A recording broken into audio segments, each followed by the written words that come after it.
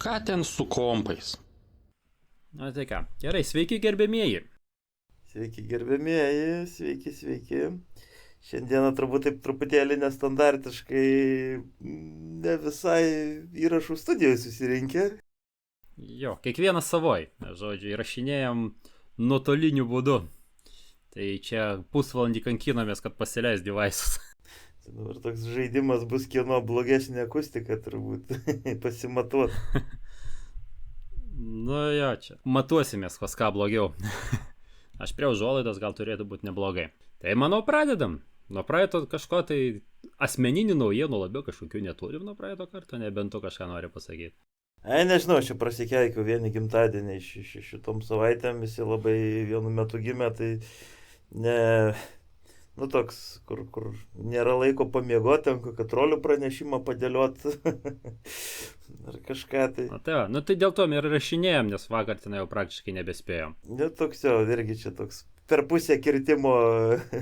Tai gerai, pradedam nuo AIaus, manau. Čia kaip vienas klausytojas priminė, kad Apple'as AIų vadina Apple Intelligence. Ja, čia dabar naujausias čia, tipo, oi. Žodžiu, tai čia labai įdomus tie šifravimas AI. Apple Intelligence, Army of Indians, Artificial Intelligence, tai čia taip paskutinėje vietoje gaunasi. Čia šiaip žinai, mes prieš kiek čia savaičių juokėmės ir keikėmės, kad Apple'as į savo iTermą pranešė, kad ten į terminalą emuliatorių pridės ten kažkokiu tai AI'us funkcionalumų, autokomplytų, kažko tai. Ir kaip neprabėgo, nežinau kiek čia to laiko, ir naujas iTermo release'as, ir nautose paminėta, kad mes atsisakome truputėlį šitos Apple intelekto, kadangi mūsų bendruomenė truputėlį, nežinau kaip čia įvardinti, nelabai patenkinta liko ir atskyrė tą visą OpenAI'aus integraciją į atskirą pluginą, kurį ten atskirai susinstaliuot, pasileisti, žodžiu, to opt-inas. Aš nežinau, ten gana smarkiai buvo nuskambėjęs šitas visas iTermo šposas, sakykime taip. Tai gerai, tai bent kažką tai. Bet dabar tas Apple Intelligence, tai tenai jau baisiai, jau tenai visur lys, kur reikia, kur nereikia. Ir kaip ten. Ir viskas bus lokaliai, nebent kai neišeina, tada kreipsis į ChatGPT. Taip. Analogiškai dabar su to pačiu Rikolu, Microsoft'o. Ten žadėjo, kad čia viskas lokaliai, mes čia tos screenshotus saugosim lokaliai. Man atrodo, per praeitą įrašą buvom užsiminę šiek tiek, per praeitą įrašą. Jo. Ir truputį, kaip sakyt, bekautina, ar kaitina tasai žodis. Taip. Atsitraukė ir dabar bus jau nebe opt-out, o opt-in. Taip. Man atrodo, ten tik tai... čia kurį laiką, paskui vis tiek galiausiai padarys privalomai visiems. Bet ten, kaip suprantu, bėda dar ir ta, kad tenai viskas lokaliai, bet ten viskas vos ne plain tekstų saugoma. Jokios enkripcijos tenai praktiškai nėra. Pasipylė tokių ten analizių, kur blemba, čia pasirodo tos screenshotus ne tik atsaugo, bet dar optical recognition'as, viskas pliku tekstu į ten SQLite duombazę ir encryption'as, tai, encryption'as toks, kiek kitas Windows'ės useris gali failiuką perskaityti, žinai. Ir jau tokių proof of concept pasirodė buvo įrankių, kurie paprastuoju būdu leidžia kitų userių visą istoriją vokti, serčint, uploadint. Jo. Turbūt nieko keisto, kad optautina, nes ir su šita versija, su tuo developer preview, ar koks ten tas preview buvo, Microsoftas akcentavo, kad čia viskas lokalu ir saugu, svarbiausia yra encryptinta. Ir tikrai niekas neina į Microsoft serverius. Tikrai, garbės žodis. My Documents tikrai niekas neatsidaro ir ten nepavarto didelių failų su extensionu SQLite. Jo, kurie ir by default eina į šitą OneDrive, nori tu to ar nenori. Tai va, to ir nepasibaigė. Vis tiek dar kažkaip tai turėsi kažkaip tai išnaudoti tą NPU, kurį naujus kompus. Taip. Bet tai čia linksmai, žinai, aš mačiau, kad keletą projektėlių pasirodė open sourcinių, kurie va, tą patį atlieka, žinai, ir kur siūlo klientus ne tik Windows'ai, bet ir ten tam pačiam Apple'ui ir keliom ten Linux'ų distribucijom pakuoja pitoniniai skriptukai, kurie, nu, iš esmės analogiškai veikia, tik tai tas visas saugumas, da, jisai yra skaidriai, atvirai ir man atrodo, Open Recall vienas iš projektų vadinasi. Kaip čia pasakyti, nestebina pavadinimas, nes dažnai tai būna. Jo. Kažkas tai tada padaro Open, kažkas tai...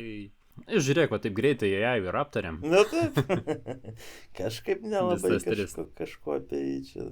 Jo, su AI biški susiję Duolingo, siūlo savo AI enhancintas treniruotės, tai bet dabar šiaip apie Duolingo kitas dalykas yra Maskovija, kaip sakyti, Maskvos kunigaikštystė liepė jam ištraukti iš savo turinio visokį LGBT propagandą. Taip. Nes ten jie Pride Month, tai tenai visur vaivorykštės ir panašiai. O pas Maskolijos ten negalima. Tai paprašė tie ir padarė. Bet tada aš kiek atsimenu, čia gal tas tarsi originalus paprašymas ar ten labiau pareikalavimas turbūt buvo. Čia prieš kokį gal mėnesį ar kiek čia figuravo. Ir ten labai bendruomenė buvo tokia įsitikinusi, kad Duolingo nepasiduos, kad čia verčiau iš kokios Rusijos išeis ar kažką, žinai. Nu, bet, vat, kažkaip taip. O tu šiaip patį... Nu, jau nepasiduos, nu, come on. O tai tu šiaip bandęs patį Duolingo bendrai? Normaliai, tai aš tenai ukrainiečių kursą jau tenai praėjau, dabar tik tai refreshinu. Taip. Ten kokius porą metų variau, 2,5 gal tenai.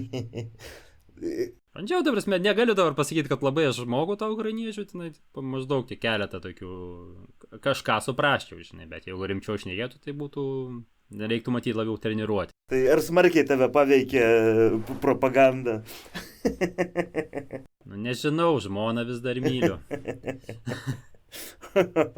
Žmoną myliu. O kalbant apie paklusimą ruskiam, tai ką čia apie Duolingo šnekėti, jeigu Mozilla paklūsta Maskolių reikalavimam? Ten kažkokie yra pluginai Mozillos, kurie tenai, nu, apeina tą Rusijos propagandą, tenai kažkaip, ne propagandą, cenzūrą. Cenzūrą, jo. Jo, apeina cenzūrą ir, nu, ir Maskva pareikalavo, davai pašalinat. Nu, tai tie Rusijoje, sakant, kaip suprantu, jeigu Rusijoje naudojasi, tai jau tų pluginų nebegali turėti, nebepasiekiami. Kitiem tai ko gero dar gali, bet Rusijoje tai nėra. Kad neapeidinėtų vietiniai cenzūros, kad nesugalvotų kažkaip tik kitaip, negu kad reikia. Čia klausimas turbūt, kas per blokavimas, gal ten tiesiog kokie nors DNS įrašai blokuojami. Nu, vat įdomu. Šiaip reiktų pažiūrėti, gal koks... Na, jo, tiesiog urlus. Jo, tiesiog urlai blokuojami, konkrečiai DNS-ai. Čia atsiverčiau apie tos straipsnelį, apie tos pluginus. Toks... Na, nu, truputį liūdna, nes iš Mozillos to nesitikėtum. Na, čia turbūt klausimas, žinai. Bent jau aš nelabai. Kiek jie ten tų userių turi rusinę, ir šiaip, žinai, neretai kai kurios bendruomenės ir kompanijos yra linkę maždaug atsakyti, kad mes į politiką nesikišam, žinai. Nu ir tipo, mūsų paprašė valstybinė institucija, žinai, nu tai mes ir padarėm, žinai, nu nes čia, žinai, valstybinė institucija paprašė, žinai. Tai, bet tai, kai tokios valstybės ir tokia institucija pareikalauja, žinai, nu tai... Šiaip, nu, galėtum faką parodyti, nu, bet... Čia šiaip, žinai, vienas iš pavyzdžių yra, Ingreso, pavyzdžiui, kompanijos, kuri sukūrė Ingreso žaidimą, Pokemonų, po to androidinį, Apple'inį šitą Pikminų žaidimą, jų jau seniai tokia policy buvo, kad okei, vyksta karas, tai viskas, mes geoblokas Rusijos, Baltarusijos teritorijoje, viskas. Dabar įvažiuoji į ten kokią, dabar galvoju, už Deveniškių šitą pilis, Norviliškių pilį, žinai, ir viskas, nieko negali daryti, žinai, ekrane sniegelis, ta prasme, jokių ten pranešimų, žinai, nieko. Aišku, žinai, taip sakant, jiems tenai gali taip įsidirbinėti. Nu, kai nėra tiek, ko gero Rusijoje irgi nėra tiek daug Mozilla, tenai gal ko gero Rusijoje nemažai turi dar userių. Nu, vat klausimas, žinai, vat aš nežinau, koks ten. Aš atsimenu, man sakau, patiko, kokia buvo reakcija rusiško, žinai, puslapio į šitą, kai prasidėjo jau šitas pilnas tasai karas 22. Tai buvo toks bash IM. Taip. Nu, tipo, kaip bash orkas, tai, kur citatos, žinai, surinktas visokias. Ta vasario ta 22, ar kelintą, 24. Nu, žodžiu. Prasidėjo, pas juos atsirado didelis užrašas, net vainė, nu, tipo, karo ne. Ir visą tą laiką prakalbėjo, dabar, man atrodo, ten niekas jau visai nebeveikia ir domenas nebenupirktas niekas. Visi, užraukė iškart veiklą. Savi, kaip sakyt. O fucking Mozilla, Duolingo, vat, paklūsta. Nu ką, žinai, nes žmonėm nekenksigi. Nu, taip. Yra kitas toks naratyvas, kurį žinai, dažnai akcentuoja kai kurie veikėjai, žinai, nu, tipo tas viena iš draudimo pasiekmių, žinai, kad Rusijoje gyvenantys, kaip čia dabar pasakyti, individai, sakykime taip, juos blokuojant, atskiriant nuo pasaulio, tampa dar labiau izoliuoti ir dar lengviau paveikiami vietinės propagandos, kadangi iš vakarų pusės, žinai, yra izoliuojami ir iš kitos pusės. Jo, bet Mozilla šiuo atveju tai būtent ir padarė. Įgalino dar labiau izoliuoti. Ne tas atvejis. Jo. Tai gerai, tai kokį browserį dabar naudoti? Linksą? Jo, čia šiaip... Klikint reikia. Šitą Malvainę, man atrodo, pridėjo ne per seniausiai tokią funkciją, kuri leidžia komentarus po straipsniais, žinai, suskleisti ir išskleisti. Ir ten didelė dešra komentarų iš žmonių, kurie pyksta, kad jiem nelabai gerai veikia būtent ant linkso šitas feature'as, kadangi jisai reikalauja JavaScript'o. Žinai, tam tikra žmonių grupė aktyviai, intensyviai linksą naudoja, tai nereikia čia varyti. Nu, bet žinai, vis tiek, čia yra hardcore aitišnikam linksas. O šiaip tiesa, aš dar prisiminiau dėl tų DNS blokavimų, pasirodo, kad ir šitas mūsų NKSC, ar NSKC, kaip jisai vadinasi, Nacionalinis kibernetinio saugumo centras. Kibernetinio saugumo centras. Jo, tai jie dabar yra įpareigoti viešai skelbti sąrašus domenų, kuriuos yra reikalaujama interneto tiekėjams blokuoti. O tikrai Nacionalinis kibernetinio saugumo centras, ne informacinės visuomenės plėtros komitetas prie susisiekimo ministerijos? Palauk, man dabar tie pavadinimai truputėlį. Kaip pasakyti, jie yra įpareigojami viešai publikuoti informaciją. Aha. No. Tai nėra atsakingi už patį blokavimą, nėra atsakingi už kažką, tai... Čia dabar kalba sukasi apie kibernetinio saugumo informacinį tinklą, jada. Ir kas yra įpareigojami? Kibernetinio saugumo įstatymas, 13 straipsnis. Nu gerai, įstatymė yra aprašyta abstrakčiai, kad nurodymus duodančios institucijos ir jos įgyvendinantys kibernetinio saugumo subjektai privalo naudotis kibernetinio saugumo informacinio tinklo dalimi, kurie yra tvarkomi duomenys apie privalomai nurodytus blokuoti domenų vardus. Jie privalo šitame tinkle, kibernetinio saugumo informacinėme tinkle, viešai skelbti tuos duomenys apie blokuojamus domenus ir kokias svetaines. Čia pačiam įstatymė turbūt aukščiau kažkur figūruoja konkrečios institucijos. Jo, čia vis tik Nacionalinis kibernetinio saugumo centras vis tik prie KAMO. Taip, prie KAMO, taip. O IOPK prie susisiekimo ministerijos.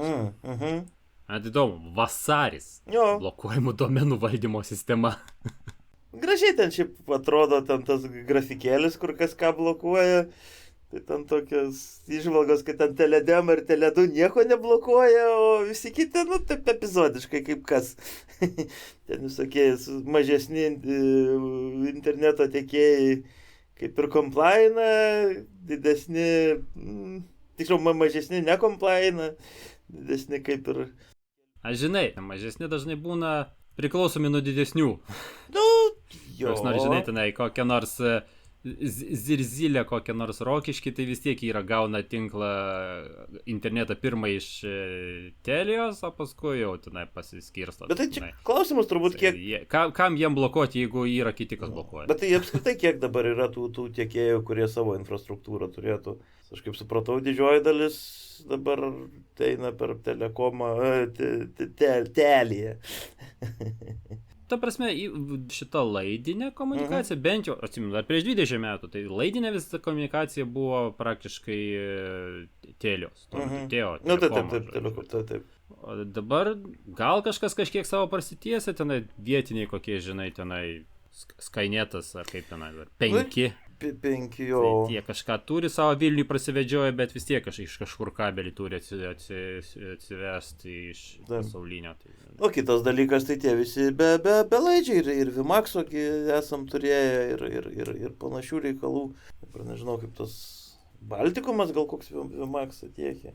Aš nepamenu. Vimaxas buvo ar ne? Ar erdvės?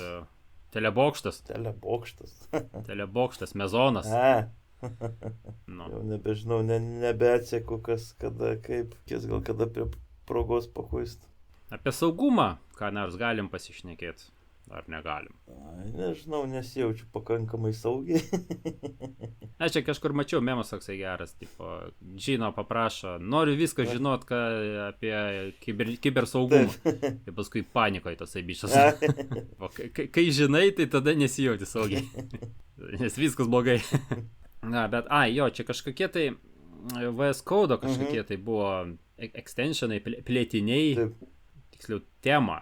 Buvo viena tema, kuri, kaip supratau, buvo panašių pavadinimų negu kita populiari labai tema. Į parduotuvę įmesta ir tenai kažkas tai, tenai milijonai parsisiuntimų ir ten su kažkokiu malvaru tenai, ten skaitėbiškai. Jo, remote controlas iš esmės, remote shellas, tai grubiai trojanas. Ir ten tas irgi, tas taip skvotinimo pavyzdys, kai ten oficiali tema yra Dracula, o taip skvotinta Darkula. Nu, kaip ir logiška, žinai. Nes aš iki galo taip ir nesupratau, nes Darkula anksčiau būdavo, paskui Dracula buvo, bet net ne VS Code, aš ir kitur mačiau, aš tenai, kur čia mačiau, Pičerime mačiau tokius bairius. Ir galvoju, kažkas čia staipina ar kažką, žinai, hren suprasi, kas yra kas. Tai gera tema Darkula, o bloga Dracula. Man atrodo atvirkščiai, tiesą sakant. Okay. Nu, fiksna. Reiškia, reikia nei tos nenaudoti. Man atrodo, blemba, tai toks truputėlį overusintas pavadinimas šiek tiek.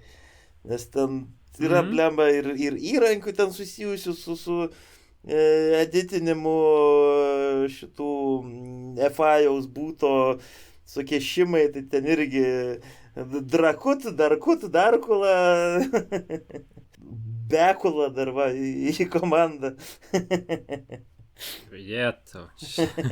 Kalbant irgi apie visokius malvarus. Linuxas turi malvarą. Čia toks iš retesnių naujienų. Ten šiaip įdomus, ten tipo per Discordą emojis komandas daro. Iki galo nesupratau. Tu ten bandėjai suprasti, ne? Čia tas naujieną. Klasikinis command and control, žinai, kur malvaras jungiasi prie Discordo serverio ir komandas ir atsakymus gauna susirašinėdami emojis. Čia toks, nežinau, kur iš trafiko pusės atrodo, nu, kaip ir legitimu viskas. Čia, žinai, kompas jungiasi prie Discordo, ten siuntinėja emojus, ten kažkokių tai neaiškių tekstinių komandų nefigūruoja. Panašiai, nežinau, čia kokio Twitterio pradžioj, ten kokio IMG UR laikais, irgi tokių atvejų būdavo, kur centrinis serveris, kuris infekuotėm kompam duoda instrukcijas, ką, pavyzdžiui, didosint, naudoja ten kokią nors mechanizmą, kur pavyzdžiui, į imidžus yra embedinta kokios nors instrukcijos ten su IP adresais, ar ten ar feedbackas iš infekuotų kompų susirenkamas, naudojant tokį grubiai šifravimą, kuris atrodo kaip legitimus trafikas. Tai yra, štai, žmogus ten Twitter'į scrollina ir ten siunčiasi paveiksliukus kažkokio tai, žinai, userio arba atvirkščiai. Toks, nežinau, tai čia toks labiau taiko į moderniškus komunikacijos kanalus ir tipinė žmonių komunikacija. Tai yra emodžiais. Tai atrodo... Nu taip, žinai, čia jaunimas dabar iš vis nežino, kaip tekstą rašyti vien tik emodžiais. Man atrodo, Hebra ir išsiaiškino, pareversi inžinierino šiek tiek tą malvarą. Tai ir tas komandas, kurios yra ten siunčiamos, vienu žodžiu, tais emodžiais, vienu žodžiu, infekuotėm kompiuteriam, ten kaukolė, pavyzdžiui, kaukolės emodžis termineitina malvarą, exitina malvarą, ten lapės emodžis, žinai, yra instrukcija infekuotam kompui suarchyvuoti visus Firefox'o profilius ir ten pastorint, suplaudint, žinai. Ten, žinau, pirštas rodantis į kairę, užuplaudinti kažkokį tai failą į infekuoto kompo, kameros emodžis padaryti screenshotą, žinai, ir užuplaudint, ir panašiai. Nežinau, man čia labiau netgi ne į malvarą panašu tokį meninį projektą, žinai. Ką gali žinoti, jo, dabar visaip neprisigalvojam. Visą pasakiau, čia per vieną protmušį žiauriai keikiausi. Klausimas buvo apie tai, kokia yra populiariausia kalba Žemėje šiais laikais. Labiausiai paplitusi kalba. Po to iki nukritimo ginčiaus, kad emodžiai, nėra kalba. A buvo atsakymas, kad emodžiai? Taip. Nu, tada ir Unikodas. Aš irgi žinok, aš tau pritariu. Tada ir Unikodas tada yra bendrai yra kalba. Nežinau. Tai yra simbolių rinkinys. Taip. Kalba tai yra, kai tu turi kažko mintį išreikšti. Taip. O čia, tai tik simboliai. Ta prasme, tada yra alfabetas, yra kalba. Lotynų abėcėlė tada populiariausia kalba. Taip, tikrai. Tai čia biški jau nusišnekėjo. Kalbant apie saugumus, lygsai. Vėlgi Google'as nulykino kažką. Jo, ir vėl čia, žinai, kaip savaitė, taip. Aš kaip supratau, čia tęsiasi tas pats internal docų lygas, kur prieš tai šiek tiek buvo paviešinta. Čia praeitą įrašą kalbėjom apie tai, kaip paaiškėjo, praeitą savaitę anksčiau išlindo krūvelė dokumentų, kuriuose kalbama apie tai, kaip reitina Google'as savo search'o rezultatus. O čia labiau, manau, kad tęsiasi didesnio kažkokio tai lygo viešinimas ir analizės. Ir paaiškėjo, kad Google'as patiria daug, sakykime, privatumo incidentų, grubiai tariant. Neišvengiama ir ten vaikų balsų įrašinėjimų, ten apie kokius Google Street View'o šitos automobilių registracijos numerį, tokių visokių nutekėjimų, surinkimų, pasidalinimų ir po to naudojimų Google reikmėm ir darbuotojų panaudojimų asmeniniam reikmėm pasirodo būta ir pasitaiko, tik tai, tokie incidentai nelabai buvo viešinami iki šiol. Bet tai turbūt ir... Kaip sakyt, matom toliau kokiam šūdė. Ne, bet tai, žinai, bet tai ir turbūt naivu gana tikėtis buvo, nes čia su tuo pačiu Twitteriu, kur atveju buvo išlindę, kur paaiškėjo, kad ten vienas ar kitas darbuotojas naudojasi vidiniais įrankiais, kad ten kažką pastalkintų, žinai. Tai aš nežinau, manau, kad yra visai naivu tikėtis, kad renkant didžiulius duomenų kiekius, kažkam nekils, žinai. Kažkas vis tiek kažko pasinaudos. Jo. Žmonės yra bjaurybės, tai jie pasinaudos kažkaip viso. O šiaip, žinai, kalbant apie tos dalykus, praeitas iki užsiminę buvom, kad Bridge forumai užsilenkė, tiksliau užlenkė juos. Man toks atradimas buvo, kad Pasirodo, Fočianas dabar patapo tokia medija dalintis, vat. Lykam? Jo, lykam. Nu, iš esmės visai, aš nesu didis Fočiano vartotojas, bet ten pagal vietinę populiaciją ir nuotaikas kažkaip atrodo visai natūraliai dabar. Nes čia tokie, vat, atvejai, kur vat, ne per seniausiai vat, New York Times ten per teismus ėjo ir ten grasino šito Wordle klonam, grasino teismais, kad vat, čia jūs nusikopijavot mūsų trademarką, čia pas jūs Tradely ir ten kažkoks kitas žaidimas, kuris čia mimifikuoja mūsų autorinį, žinai. Ir staiga išlindo Fočiane pasipiktinusio žaidėjo vartotojo, nu žodžiu, dumpas. Torrentas kelių šimtų terabaitų, man atrodo, su visais New York Times source'u nutekintų iš GitHub'o. Čia analogiškų tokių vat, pasipiktinusių vartotojų pasitaikė ir daugiau. Čia turbūt vienas iš, nežinau, kažkokio būtų Club Penguin MMO RPG žaidimo, su kuriuo man kažkaip netekę susidurt, bet Disney pasirodo prieš kurį laiką tiesiog uždarė savo serverius, kadangi žaidimas buvo gana populiarus tam tikrose, nežinau, sluoksniuose, išliko populiarus, tai jie tiesiog pasikūrė privačių serverių ir reverse inžinierino visą mechaniką. Ko pasiekoje Club Penguin, šitie Disney kreipėsi į teismą, ten buvo uždaryta pora, tarsi papuolė į kalėjimą operatorių tų privačių serverių. Kas, bet Disney po teismus moka. Jo, ir ko pasiekoje, žinai, vėl Fočiane iš Disney nemažas lykas, iš Disney Confluence'o serverių irgi visokių ten internal memo ir konkrečiai čia jau atributinama būtent tiem pasipiktinusiem žaidėjam, kurie vat, liko be savo pramogos. Ir būtent per Fočianą. Toks, nežinau. Okay. Tai žodžiu, Fočianas dabar yra Bridgeforms. Nu, Bridgečianas. Galbūt jisai ir anksčiau to pasižymėjo, aš vėlgi nesu labai didelis vartotojas Fočiano. Kaip suprantu, toks pakankamai, aš irgi nesu vartotojas, bet ten, kaip suprantu, pakankamai chaotiškai ten, nėra taip lengva žinot, kur ras gal kažką, jeigu nesi patyręs. Natūraliai, turbūt čia žodis būtų tinkamesnis. Organiškai.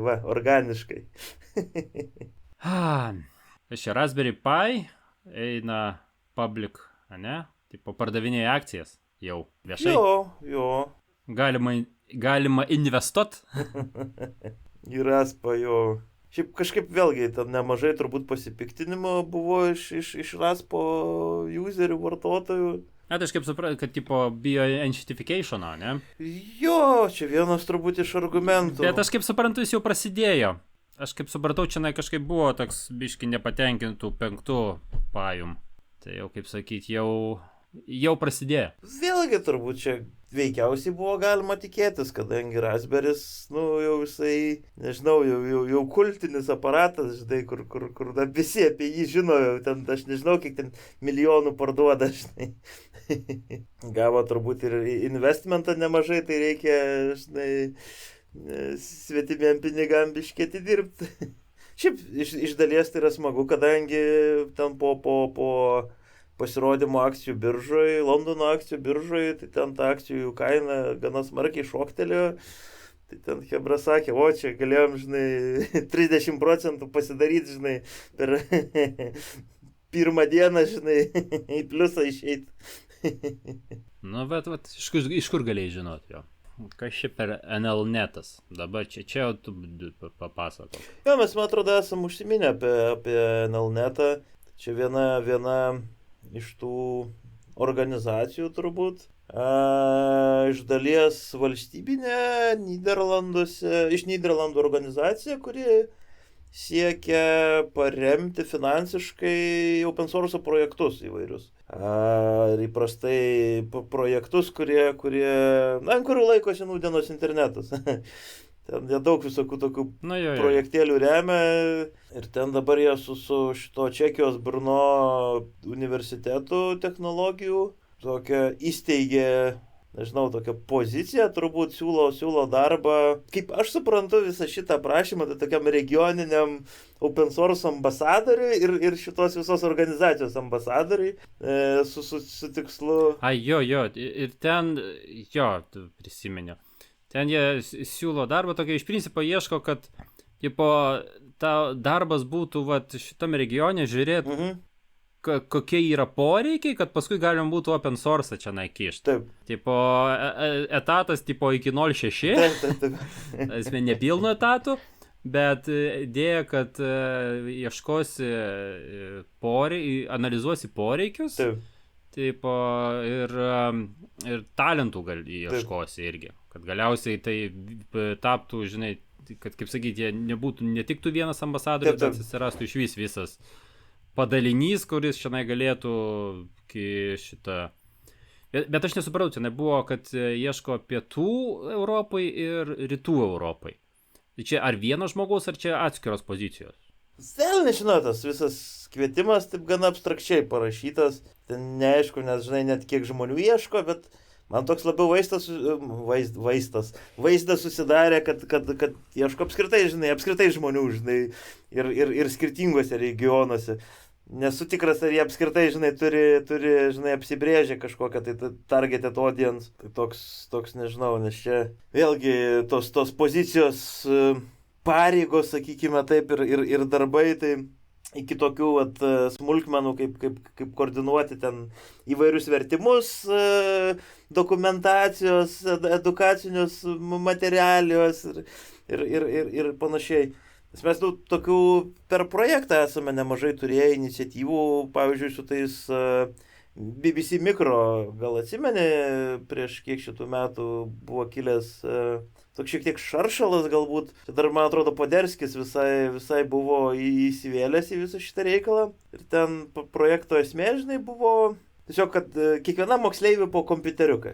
Jo, atsimenu šitą. Kompiuteriukai mokyklos. Ir gavosi, kad vienais metais pravarė, kiek sakė, tų klasių gavo mokiniai, paskui baigėsi projektas. Ne, bet tai ten, žinai, kito pravarimo aš šiek tiek dalyvavau prieš realiai, žinai, prasme, originaliai ten net nebuvo, žinai, nuspręsta, apie kokius kompiuteriukus kalba sukasi. Ten tie BBC Mikro tik tai ilgainiui. Tipo, kad mikrokompiuteriukai. Jo, bet tai ten idėja buvo, kodėl, žinai, ne Raspberry, žinai, nes ten tuomet kaina buvo labai panaši, žinai, bet Raspberry toks jau galingesnis daiktas, žinai, kur tu ant jo, žinai, gali ir tą patį Minecraftą kokį nors pasileis, žinai, ar pilną osą, žinai, ir daug kažkokių tai rimtesnių dalykų padaryti, žinai. Ir daug ten tų tokių ginčių debatų buvo ir pagrindinis kontrargumentas, kuris galbūt ir lėmė, kad nusėsta prie to BBC Mikro, kad tai ką mes duosim, žinai, vaikam daiktą, su kuriuo jie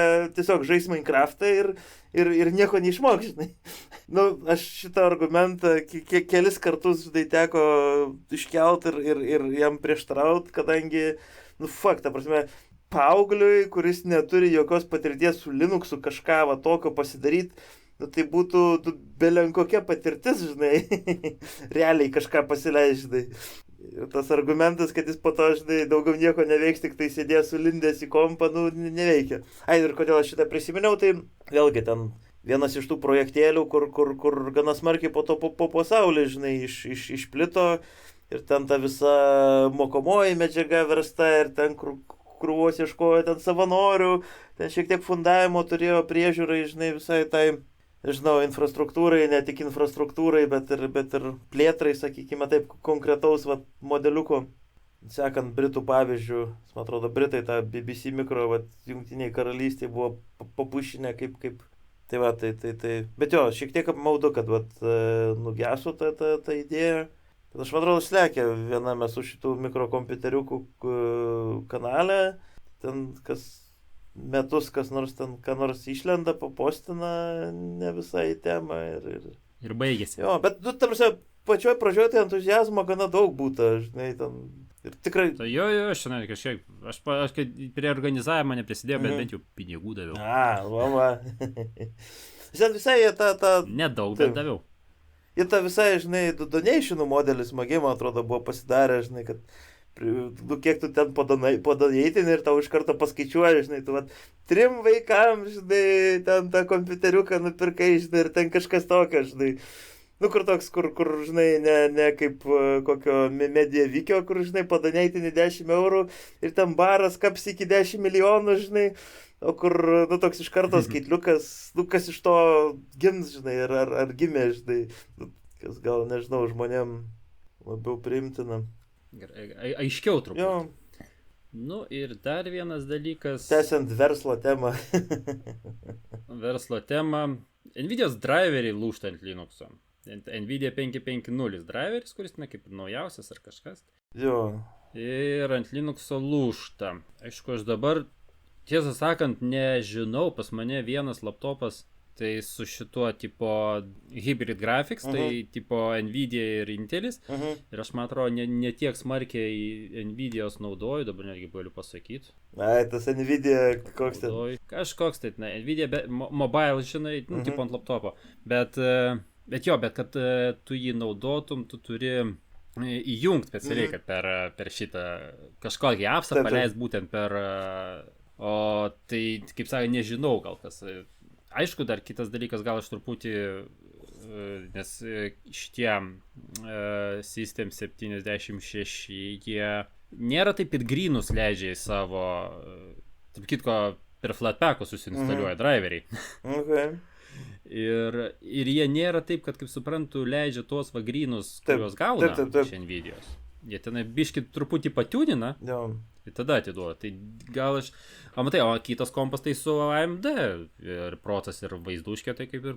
Nes aš kaip supratau, su tais driveriais truputėlį dar tas buvo spekčiokas, kad pirmas dalykas, kad čia kalba sukasi apie jų binarinius driverius.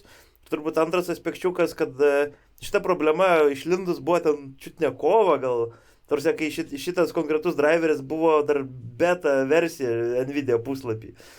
Ir jie vis tiek, ta prasme, ten Fredas nuo kovo, ten visi keikėsi, spjaudosi, ten logus mėto, žinai, bando padebaginti, kas čia vyksta, žinai, ir juos vis tiek išleido kaip normalius Nvidia.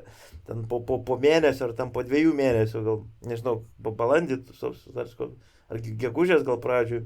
Ir, žodžiu, ten skaitant apskritai ten tuos komentarus jau pasidaro biški neaišku, ar čia tos pačios problemas, ar čia kas tai, nes viena iš konkrečių problemų, kurią daugam pavyksta pareproducint, kad, tiesiog po pusvalandžių užfryzina. Kompas po pusvalandžių užfryzina.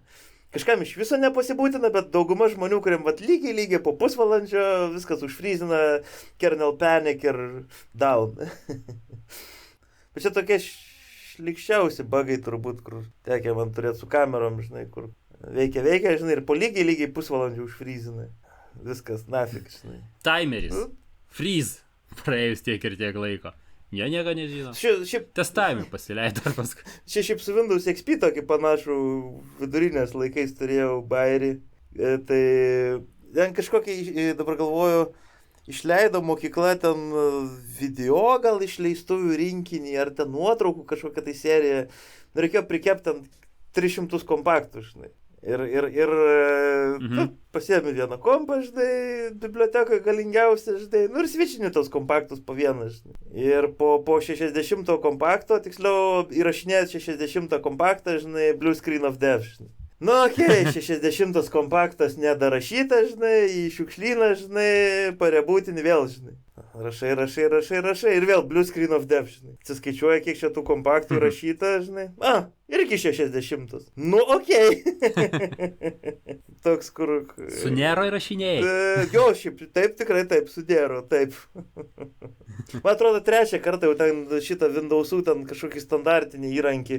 Man atrodo, XP buvo pasirodęs kažkoks standartinis įrankis. Buvo XP, kurio galėjai rašyti tenai. Tas pašūdas, žinok, po šiam Blue Screen of Death. Ta prasme... Hardware įkaltas kažkas. Toks, jo, žinai. Counteris, tipo. Ten gana. Tai ten po to bandė man durniaus ir ten greitį mažinti, ir ten didinti greitį. Ten išjunginė dalykus. Nepavyko išsiaiškinti normaliai. Įdomi patirtis. Mano laikais tai džiaugiausi, kad video kasetę gavom kažkaip tai išleistuvių. Vas kažkada paskui skaitmenizavom čia prieš porą metų. Tai buvau gavęs videką su kasetė, žinai, aš kaip kompiuteristas, nu tai žinai, kažką su kompais darai, tai davai skaitmenizuok video. Nu tai rašinėjau tenai, tipo kažką, tai, žiūri, galvoju, jėto kokie vaikai. Tai blemba ten su tom video. O ką tu naudoji kompo pusėje? Nu ten aišku, capture cardą davė irgi. Ir dabar galvoju, su kuo aš ten rašinėjau. Kad aš atsiminčiau. VLC. Nesu VLC, su kažkokiu specifiniu, softu, kuris įrašinėjo. Ar ten gal specifinį, tam gal capture cardui? Kažkokiu ten buvo pixel. Bet aš su Linux'u įrašinėjau. Nelabai. Okay. Kas aš to? Kažkoks yra kažkokia toks neipatingai gražus interfeiso, kaip sakyt, softas, kurio ten įrašinėjai. Taip pat, tai šiais moderniškais laikais įrašinėjai. Čia ne prieš... Taip, ta prasme, čia prieš porą metų. Okay. Aš prieš kokį 20 metų esu šitą bairį daręs, tai... Nu, kur, ta prasme, kur pastoviai turi nutraukti procesą, nes matai, kad niekur nebetelpa tie 50 gigų, žinai. Gerai, prisiminėm senus laikus. Ką? Naujienas apžvelgiam. Dabar iškart noriu aš pasakyti, tu irgi prisijungsi, niekur nesidėsi, kad sekantis epizodas bus kitą savaitę ir mes ten su svečiu kalbėsime. Taip. Mes jau tą įsirašėm, bet, kaip sakyt, bus pateikta kitą savaitę vėliau. Blema, nežinau, ar mes su svečiu kalbėsimės, ar svetys pasakos. Čia toks yra... Mes turėsim svečią. Taip, mes turėsim svečią ir ten bus, sakykim taip, kai kuriems sluoksniam bus labai įdomu, manau, taip. Nu, pažiūrėsim. Ar buvo įdomu? Nu, vat pažiūrėsim, aš matai nuogastauju labai dėl... Bet iš vienos pusės, prasme, mes jau šnekėjom apie tai, kad žmonių poreikiai gana skirtingi ir po to išlenda, žinai, kažkam labai netinka, kažkam labai tinka, žinai. Ir toks, žinai. Mes nenorim įtikti visiems. Nu taip. Kam patiks, tam patiks, kam nepatiks, tai jų bėda. Taip, bet gerai, tikiuosi bus gerai. Tai ką, gerbėmieji, iki susiklausimo. Iki kitas iki. Kažką ten su kompais. Krienai čia buvo su kompais. Jo. Apsikrieninė. Gerai, iki.